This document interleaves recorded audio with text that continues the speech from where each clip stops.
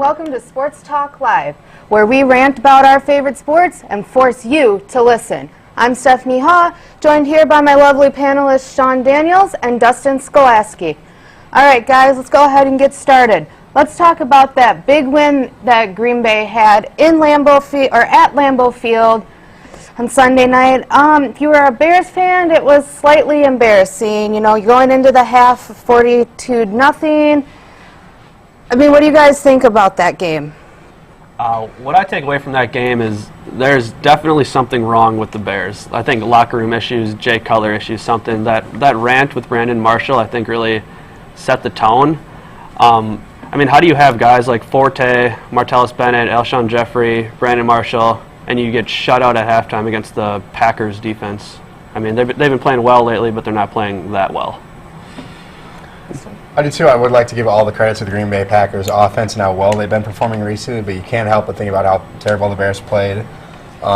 Just like you said, there has to be some concern. I know people are already burning Cutler's jersey, calling for the firing of Trestman. I don't know. I mean, the Packers did play great, but I also want to see them play against a legit playoff caliber team before I start hyping them up too much, which I'd love to do. All right. So Aaron Rodgers, big game for him. 315 yards, 6 TDs. Tied the touchdown, the touchdown pass record. I mean, obviously he's elite, but what do you guys take away from Aaron Rodgers? How are we going to view him the rest of this season? I mean, what I love about Rodgers is that he can throw 6 touchdowns and only throw for, I think it was 31 attempts like that. Andrew Luck and like Peyton Manning, those guys throw for like 55 attempts a game, which is kind of annoying. But I mean, he threw for 6 touchdowns in the first half. I would have loved to see McCarthy throw him out there just to try to get his 7th, just to pass Matt Flynn, because he's tied with Matt Flynn for the game touchdown records. And I don't think Rodgers should have to be tied with Flynn in anything in Packers history. That kind of brings up an interesting point. When that 4th down conversion wasn't made, or the 3rd down conversion wasn't made, why wouldn't Mike McCarthy go for that pass, let Aaron Rodgers get that record? What do you think his thought process was on that? Deep down, McCarthy seems to be a little more conservative when it comes to situations like this. I, along with Sean, would have loved to see Rodgers just pile on him. You're playing a division rival. When I put 8, 9, 10 on him, just completely run him out of the building. That's what I would have loved to see. So I think it's McCarthy just trying to be a little more conservative. They already had the game kind of like wrapped up at that point almost or something. Right. So they're just kind of trying to like kill it out and not really keep Rodgers out. It just kind of brings up an interesting point. We know Aaron Rodgers could have got it, and I mean, he could have sat out the whole second half. I mean, personally, as a Vikings fan and a slightly Aaron Rodgers fan, I would have liked to see him get that record, especially against a division rival like the Bears. It would have set the standard. I was kind of disappointed that they didn't. I was secretly hoping they would, and they never did. So, I know. Who would have ever thought a Vikings fan would want Aaron Rodgers to score a touchdown? But we are going to stay with the gridiron, and we are going to move over to another division rival, but a lesser one. We're going to talk about the Detroit Lions nail-biter game. It's the 3rd game now that the Lions have won in a thrilling comeback 4th quarter victory. What does this say about the Lions? I think what's scary right now is that Lions, past couple years, this would be the time they would start to break down and they would lose these close games and they would turn into the Lions that we all know. But now they're starting to win these games. Stafford's throwing game-winning touchdowns and they still have a game lead on the Packers in the division. So I think it's kind of scary the way they're playing. Their defense is playing really well. Kelvin Johnson's back healthy. Yeah, they just look really good right now. I guess I'm still expecting them to become the Detroit of old. I'm still not buying into them being that that elite, legit team in the NFC North. It kind of reminds me about the 2010 Chicago Bears, how they led the division the entire year, but the Packers are still able to sneak in as a wild card. So I feel like something similar could happen with them. All right, Sean, you kind of brought up a good point. Megatron returned to the game. Do you think having him back is going to be a major impact? Because, I mean, we have seen without him that they have come through and won games, but what does it say about Kelvin Johnson coming back? How big of an impact is his presence on the team? I mean, you can tell that Stafford loves Megatron out there. He throws the ball so deep to him every time. If Stafford's in trouble, he can just lob it up there. And there's that touchdown in the end zone to Calvin Johnson where Brent Grimes had just terrific coverage on him, but he still made the play because he's just that good of a player. But yeah, no, the Lions still have to play. They got to go at the Cardinals next week, and then at the Patriots the next week after that. And of course, they end the year in Lambeau Field against the Packers. So I mean, we're really going to be able to see if they're going to turn into the Lions of late or if they're for real this year. Dustin, do you have any? Seeing Grimes control Megatron like that makes me wonder if maybe Megatron really isn't 100% yet. I know Brent Grimes is a pretty good corner, but seeing like Megatron usually puts up astronomical numbers, one of the best receivers in the game, be kind of contained by that by Miami corners, kind of maybe could be a cause for concern for them. All right. I mean, there's an interesting statistic here too. Even though, I mean, the Lions have won, they do have a bit of a struggle, and it is their kicking team. So it'll be interesting to see what happens with their kicking. We're going to move on. We're sticking with the gridiron, but we're going to hop over to the border to Minnesota where we talk Adrian Peterson. As of late, Adrian Peterson has been or pleaded no contest to a lesser charge of 1 count of misdemeanor reckless assault and will receive probation with a $4,000 fine and 80 hours of community service. Now recently, the NFL Players Association has filed a grievance saying, quote, or quoting, demanding that running back Adrian Peterson be reinstated. What are your guys' thoughts on Adrian Peterson being reinstated? I mean, I could totally see him being reinstated with all the new rule changes. Players are getting less suspensions and stuff like that. I mean, what he did is still major. It's sad, I don't know, but I know his hearing got set for Monday, so he's not going to be able to play this week. I heard talk about he might come back against the Packers, and I know a lot of Vikings players would love to have him out there. They love him as a guy. He just made a mistake. Yeah, I mean, as a Pack fan, I actually am all for his reinstatement. People have gotten to play for doing a lot worse in the league, so I feel like if I was a good output, I'd reinstate Adrian Peterson in the league for sure. Do you guys feel like he will be reinstated this year, or do you feel like it's necessary that we as in the NFL, waits until next season to reinstate him? I mean, is he going to come back full this year and be an amazing running back, or is it better just to start over fresh with the new season? I mean, no offense, but the Vikings are probably out of it. Yeah. But I still think he's going to come back this year, and he's going to get a couple games in just because the Players Association wants him to come back, and they're going to fight for it until he does come back. All right. Well, we're sticking with football. We're going down a level, and we're going to college football. College football is getting bigger and bigger week after week, and we're looking more into the college playoff race. Guys, what is your take on the college playoff outlook right now? Well, my 4 teams that are going to be in, I think Alabama, Oregon, Florida State, and then Mississippi State. Alabama just coming off a huge win in LSU. They got to go, or Mississippi State comes to Alabama this weekend, which I think Alabama's going to win. And Bama also ends the year with Auburn, which I think they're going to win that game too. And I think they're going to eventually win the entire thing. If Mississippi State loses another game after Alabama, I think TCU is going to jump into that last fourth spot. Currently, as it sits right now, I have Florida State, who I believe has the best chance to win out. Oregon, who I believe will do the same.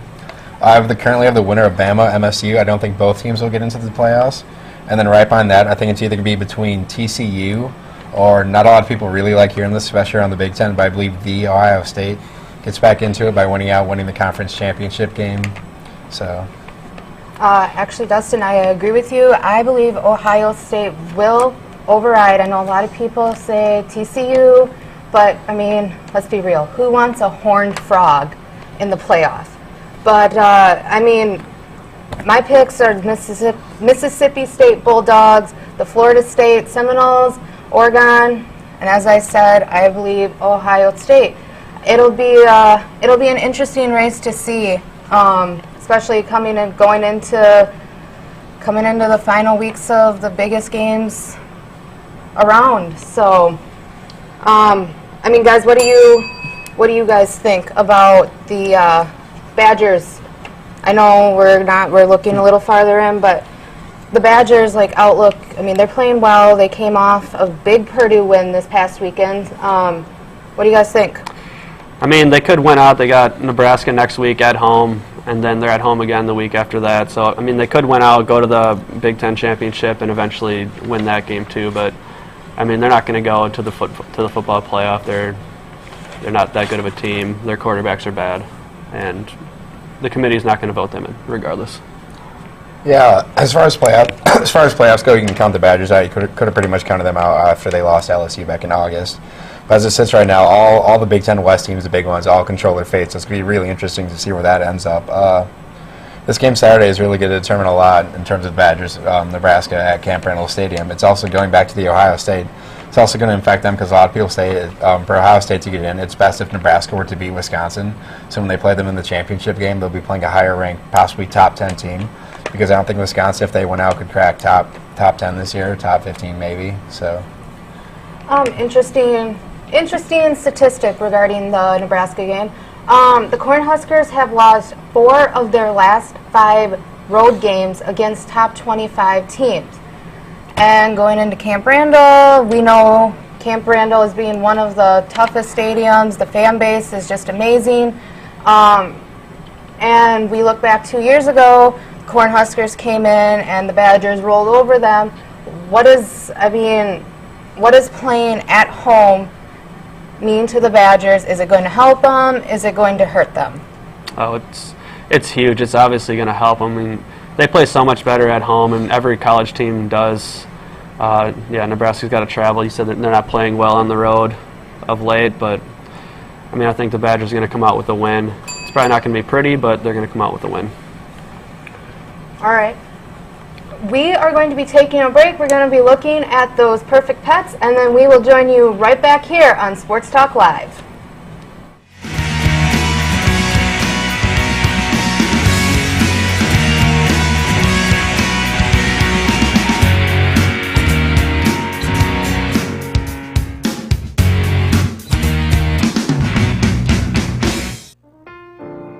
Meet Harvick, an adult gray tiger with a dash of white. This goofy guy will follow you around the house all day long. This is Rocky, a 7-year-old pit bull terrier. Don't let his age fool you. Rocky is still an active boy. He enjoys his chew toys and playing fetch.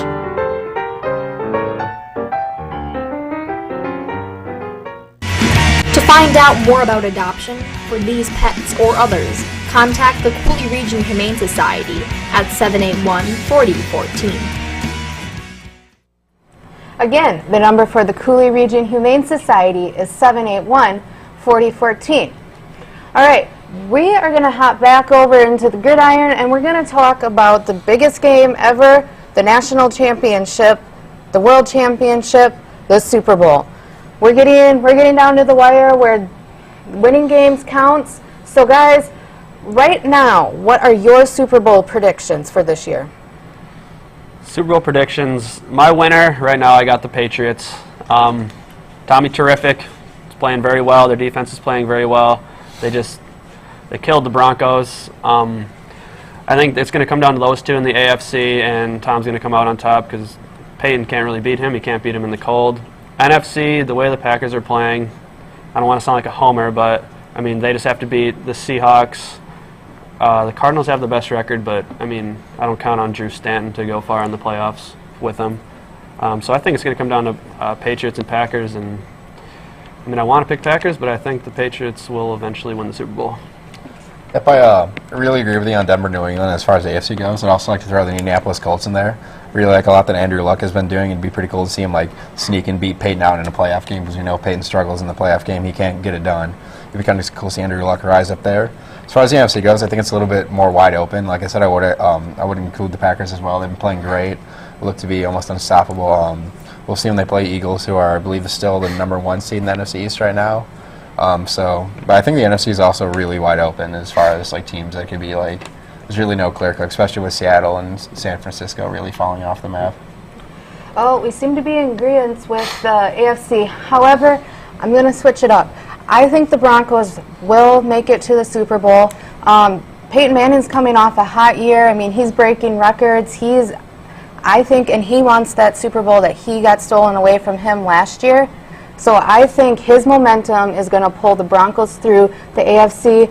The NFC, as everybody has said, is wide open. I mean, I really don't want to see the Packers back in there, but right now they're kind of my top contender, along with the Eagles, but I'm pulling more towards the Packers in that case. So looking, as we all said, the Packers, so what do they need to do? What do these teams need to do to make it into the Super Bowl championship, into the playoff championships? Well, number one, we got to win the NFC North. We got to beat out the Lions so we can have home field advantage and just take that throughout the playoffs. We got some tough games coming up. We got New England's coming into Lambeau. If we can beat them, that would really set the tone for the playoffs, I believe. Dustin? I think they got to stay healthy. It's been one of the biggest concerns all year. The team just needs to stay healthy going into January. Staying healthy. All right, we're going from the football field to the hardwood. Indoors, we're going to the NBA, and we're going to talk LeBron James. LeBron James scored 32 points, grabbed 12 rebounds, and registered 10 assists for a triple-double. This is his 38th triple-double of the year, with a 118-111 win over the New Orleans Pelicans. What's this say about LeBron James? I mean, LeBron's a great player. We all know that already. Just want to make a note that Oscar Robertson has 181 triple-doubles, and LeBron has 36 right now. Former Buck, Oscar Robertson. But anyway, yeah, LeBron's a great player. The Cavs are a good team. I think they're still the team to beat. Whenever you have a guy like LeBron on your team, then you're always going to be the team to beat, I think. I think it's really great to see LeBron actually step up for this team now. I know in the past he said he wanted to play it a little more not take over as much, try to teach a team a little more, show them how to win, show them what it means. So take a little more passive role. But I believe in order for the Cavaliers to be successful, he needs to be active. And he has to be doing this almost night in, night out. I mean, he can, so why not take over like he has the power to? Do you guys think that this big game from him, I mean, we saw that the Cavs have been struggling early in the year. Do you think this big game is going to help the Cavs build or gain that momentum to keep winning, to keep doing well, or is it just a one-time and done thing for them? Nah, it's not a one-time and done. I mean, LeBron, he could come and do this every night of the season and just have a triple-double. He's just that good of a player. I mean, it's the NBA. Really, anything could happen. There's a whole season left. The Cavs are still, I think they're probably one game under 500 if they're not 500. Yeah. All right. Well, we are going to go from the hardwood back outdoors to the infield and the outfield. We're talking MLB off-season moves and most specifically discussing the coach moves. We know Joe Madden went to the Cubs. How is that going to play out for the Cubs? We know the Cubs aren't the greatest team in baseball, so what does it say about Joe Madden coming in? Are they going to become an elite baseball team, or what? I mean, we saw what Joe Madden did for the Rays. They were a terrible organization for so many years, and he came in and made them into a playoff contender every single year.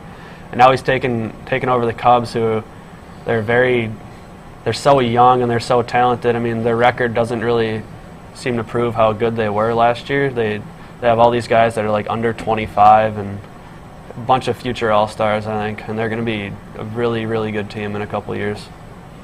Yeah, but definitely moves the Cubs up even more higher on in terms of future rankings. I believe MLB had them ranked number 3 overall in terms of how their outlook's going to do.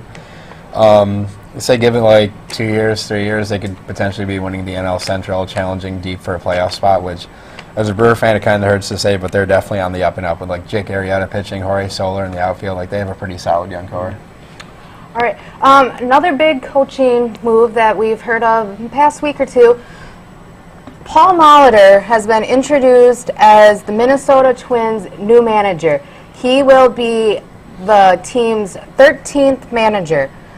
What does this say about the Twins? Are they going to become better? Are they going to be elite? What does Paul Molitor, what does he have to bring to the Minnesota Twins? I mean, I just heard that Paul was he was the obvious choice for manager for the Twins. I mean, I hope he makes them a better team. I cheer for the Twins, and then they're not in the NL. I like some of their players. I don't know. I think they're fun to watch. You know, they definitely had to do something because a lot of people have been calling for the incompetency of Ron Gardenhire for a few years. All right, we are going to hop back over to that hardwood floor. We're sticking with college basketball. We are talking NCAA men's basketball, and the Badgers are ranked number 3 right now. Will this ranking stay? Will they go higher? Will they drop? I mean, we saw it last year. They fluctuated, and they made it to the Final Four. What's going to happen this year? I think they're going to stay right around that top 5 the entire year. I mean, the Big Ten's way down. They have this game with Duke coming up early in the season, which I think is going to be a huge tell of what's going on in the season. I mean, Frank Kaminsky versus Julia Okafor in that game, that's going to be great. 2 preseason All-Americans, the preseason player of the year in Frank Kaminsky. Yeah, but I think they're going to stay right around that top 5. They're probably going to win the Big Ten, and they're going to be good all year with how many veterans they have coming back. Yep, I'd say it's pretty much perfect ranking for them. I like the 2 teams ahead of them. Don't like a lot of people behind them that much. I think it's just going to come down to, like, what can this team do in March? What can this team do in April? I think they're pretty much going to coast top 5 probably most of the season, if not all of it. And then it's just, can they avoid an early round exit like that has plagued the Badgers in the past? All right, I agree, although I'm a Duke fan, but I think the Badgers do deserve this number 3 ranking. We have seen what they can do. We saw it last year in the Final Four. I know it was a sour ending, not what Badger fans wanted to see. I think, in a way, if the Badgers keep playing as well as they did last year, as well as they are this year, there's that potential that they could, rise up and be the top of the rankings. What are your guys' thoughts on them being a potential number 1 this season? If they beat Duke, Duke's coming to the Kohl Center, so that's always a tough game for any team. If they were to beat Duke and they can stay undefeated until that point, then I think they're going to take over the number 1 spot, regardless of if Arizona's still undefeated or Kentucky's still undefeated too. I think if we beat a team as good as Duke, then we'll take over the number 1 spot. All right. We will be right back. We're going to take a look at a UWL promo. We'll join you right back here at Sports Talk Live. At the University of Wisconsin-La Crosse, surround yourself with potential. Surround yourself with lifelong friends. Step on campus and be welcomed with a friendly smile. It's just like home. Surround yourself with nature's beauty. Nestled in western Wisconsin's driftless area, it's perfect for learning. Hike the bluffs, bike the marsh, soar. Surround yourself with challenging academics. Our motto is Men's Corpus Gay, Latin for mind and body. Experience a whole education. Conduct research. Surround yourself with distinction. Surround yourself with UW-La Crosse. Welcome back to Sports Talk Live. We are going to start making some Week 11 predictions going into this week. So it's also a game we call Who You Got. So guys, Packers, Eagles, who you got this week? I got to go Packers. Packers are undefeated at home. Eagles are coming in. There's no way that you're going to tell me that the Sanchez is going to come in and get a win in Lambeau Field. I think special teams is going to play a huge part. Packers special teams is always kind of scary. Like Darren Sproles on punt returns or kick returns, anything like that. The thing about the Eagles is their defense. They got a lot of touchdowns this year, and the thing about our offense is we don't give up the ball very much. Well, at least Rodgers doesn't. But, yeah, I think Packers are going to come out with a win. Well, I actually am going to say it because before the season started, I looked at this game as a potential loss, so I'm going to stick to it. I believe LaShawn McCoy does get back on track. He has a really big game against Green Bay.